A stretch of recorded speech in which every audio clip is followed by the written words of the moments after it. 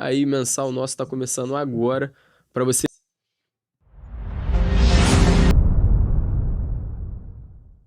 Olá, tudo bom com vocês? Meu nome é Leib Felipe, você está aqui no canal Crente News no YouTube. Podcast semanal, aí mensal nosso está começando agora. Para você que ainda não é inscrito, que não acompanha, se inscreve no canal, deixa o like. Hoje a gente está aqui com o Dr. Jorge Leib de Souza Pereira, escritor, pastor, conferencista internacional e também, talvez aí, pela aparência, né? Meu pai também está aqui hoje, prestigiando com a sua nobre presença, agradecer ele por comparecer com a gente.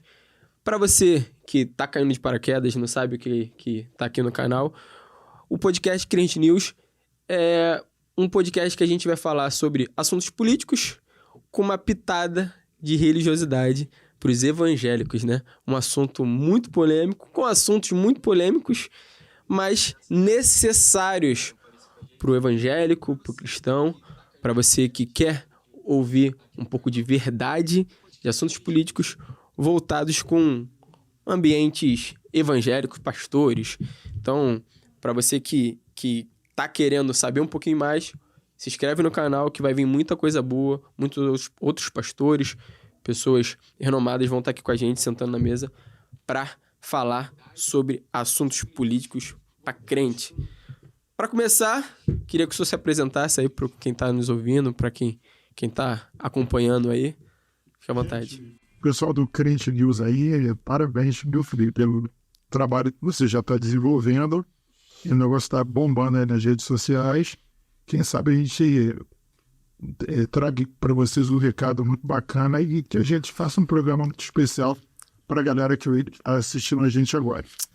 Legal. Ó, caso eu chame ele de pai aqui, fique tranquilo que tá tudo em casa. Mas hoje, pai, eu queria ter uma conversa bem aberta com o senhor, igual a gente conversa em casa, se ficasse à vontade aí, e queria que a gente debatesse também aqui, sabe?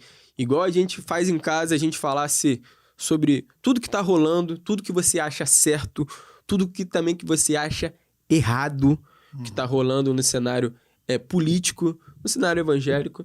Então eu já quero começar com uma pergunta para você. E assim, você que tá assistindo em casa, todas as vezes que eu perguntar para ele, fique tranquilo que eu também vou responder, dar a minha visão sobre o assunto e a gente vai debater igualzinho que a gente faz em casa, viu, pai? Quero deixar uma pergunta para você aqui, para começar. O crente, o senhor como pastor, mais de 30 anos de ministério aí, né? Eu queria fazer uma pergunta. O crente, ele pode ser de esquerda? Olha, eu acho que na concepção exata, o crente não deveria ser de esquerda, na minha opinião.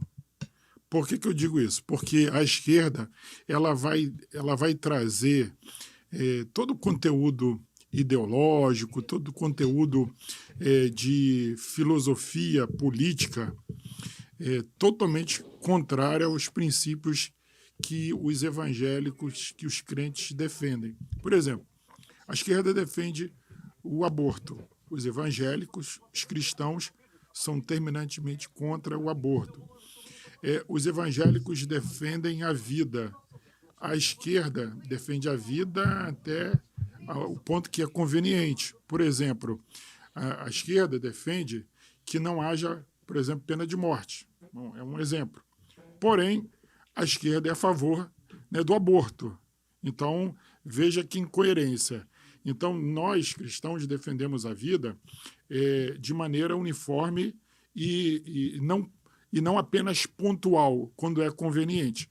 Então, por exemplo, quando o crente ele vota num partido de esquerda, ele está votando e aprovando e apoiando todas essas pautas da esquerda, ideologia de gênero, aborto, saidinha, ele está defendendo todas essas pautas aí lacradoras, e ele, na verdade, muitas das vezes vota no candidato que ele tem um apreço, tem um carinho, porém, na verdade, o candidato de esquerda, ele faz valer a pauta do seu partido e as posições da esquerda. Ele, quando ele chega no poder, ele tem lá a cartilha, ele segue à risca aquela cartilha.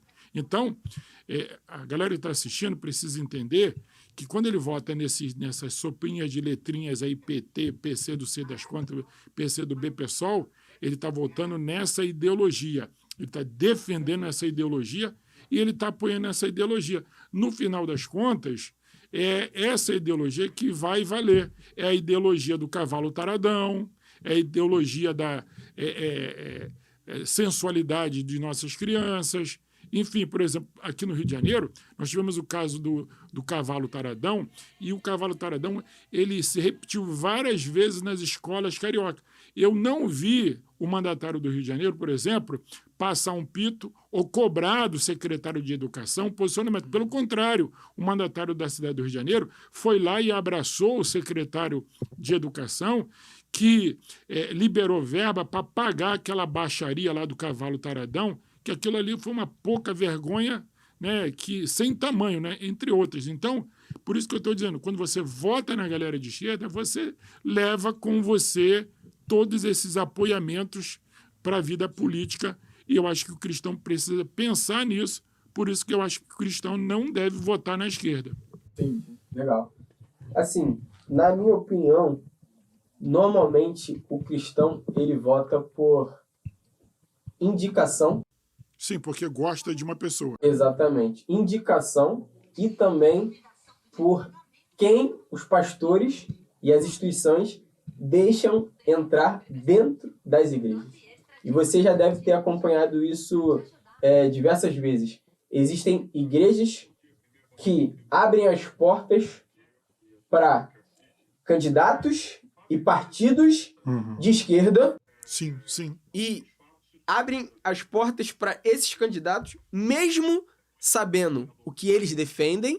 Mesmo sabendo... Exatamente. Deixa eu só continuar. Mesmo sabendo o que eles defendem, e abrem as portas e, de uma certa forma, abraçam e são coniventes com isso. E aí o cristão vai lá e aperta aquela sigla.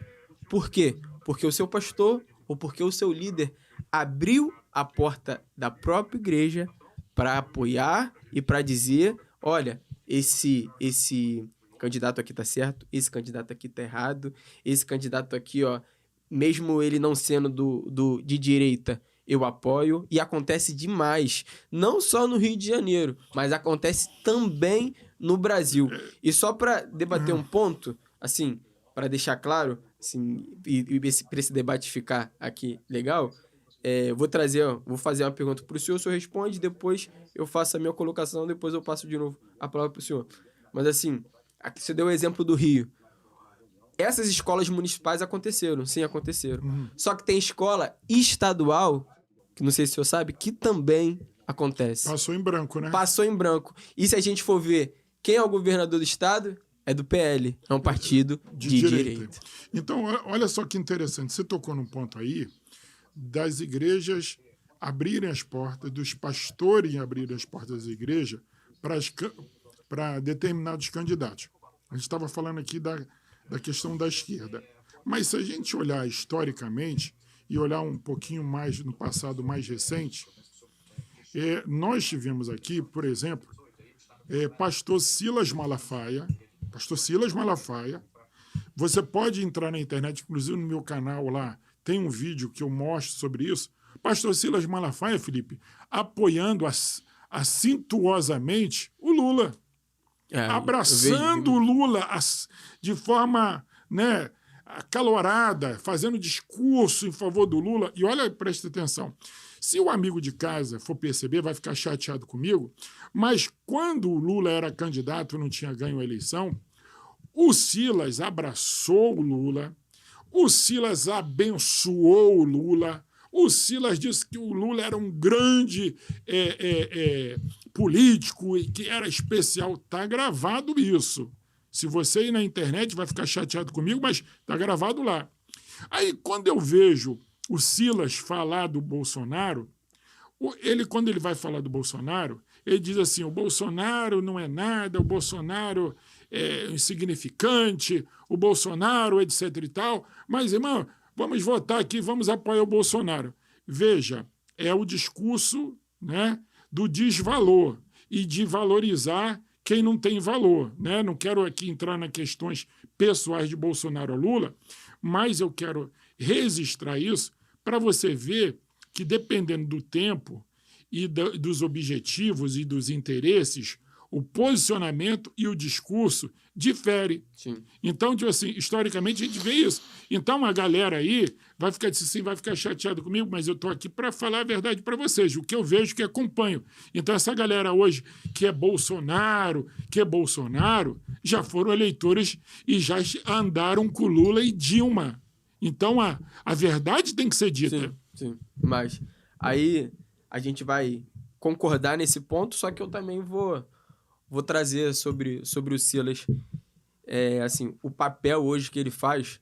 Não é da minha época, acho que eu nem acompanhava a política ainda, quando ele era do PT, mas assim... Não, ele nunca foi do PT, eu estou dizendo que ele apoiou... Quando ele apoiou o Lula, desculpa. Apoiou o Lula, apoiou verdade. o PT. Então, quero dizer, todo mundo que está reclamando aí, a pastosada que está reclamando aí, a elite pastoral que está acompanhando aí, reclamando, foram eles que apoiaram e ajudaram o PT e Lula a chegar ao poder. Então, ele não pode chegar e dizer, não, Sim. vai desmentir o que eu estou falando. Não pode desmentir o que eu estou falando, porque está registrado, está gravado, está na internet. Eles ajudaram o país chegar nesse ponto do desgoverno, porque eles o quê? Ajudaram e deram maior força para o Lula, para a Dilma, porque está tudo registrado e não podem negar. Agora, hoje, viram que o negócio não era aquele, aí o Silas diz que foi enganado. Sim. Ora, um homem da envergadura do Silas não pode ficar dizendo assim que foi enganado. Sim. Mas aí querer agora enganar bobo, né? Então, mas agora eu entendi o seu ponto, posicionamento, só que agora eu vou fazer a defensiva do Silas e vou defender muito bem. Por quê? Ele fez, ok, tal, diz que foi enganado, só que agora o papel que ele faz, para mim, hoje, o Silas Malafaia, o papel que ele desenvolve hoje é um dos, para mim, o líder hoje dos evangélicos voltado para a política. Porque o papel que ele faz de combater, de defender e de colocar cara para a esquerda, para jornal, para mídia social, bater nele, para mim hoje ele faz um papel fundamental. Eu sei que ele possa ter errado lá atrás, e para mim... Não só ele. Só deixa eu terminar. E para mim, ele errou, sim. Só que hoje, para mim, o papel que ele faz, ele fala o que acha que tem que falar, ele tá na frente de manifestação, ele vai lá, convoca, coloca a cara para bater, e tem muito pastor que não fala absolutamente nada e é conivente. Mas ele não. Olha, apoiei mesmo, tal, errei e hoje digo a verdade. Eu não sei se o senhor já votou em partido de esquerda ou 13 pontos, não sei. Mas assim, eu acho que muito mais do que ter feito errado é você saber que fez errado, mudar a sua opinião e dizer, olha, agora tô do lado certo e quero que a igreja veja isso. Ó, o papel sobre esse tema do aborto, ele foi um dos únicos. Ele foi no Ore Comigo, esse final de semana agora. Ele foi um dos únicos que falou assim, ó, influenciadores, cantores evangélicos, pastores, vocês vão ficar calados até quando? Vocês vão deixar essa manobra da esquerda, vocês vão deixar essas pessoas ficarem falando até quando? Vocês não vão se posicionar? Então ele tá cobrando um posicionamento somente não de igrejas, de pastores, mas também de influenciadores evangélicos. Então eu penso assim, você é mais jovem do que eu, e eu não acompanhei diretamente, mas eu estive lá nos Estados Unidos, e eu acompanho um pouco da história do Martin Luther King, ativista para os direitos civis americanos, em favor da causa dos negros nos Estados Unidos. Quando eu olho o pastor Silas Malafaia, eu olho o pastor Silas Malafaia hoje como um ativista pró-vida, pró-direitos civis, direito de liberdade de expressão, direito de liberdade religiosa.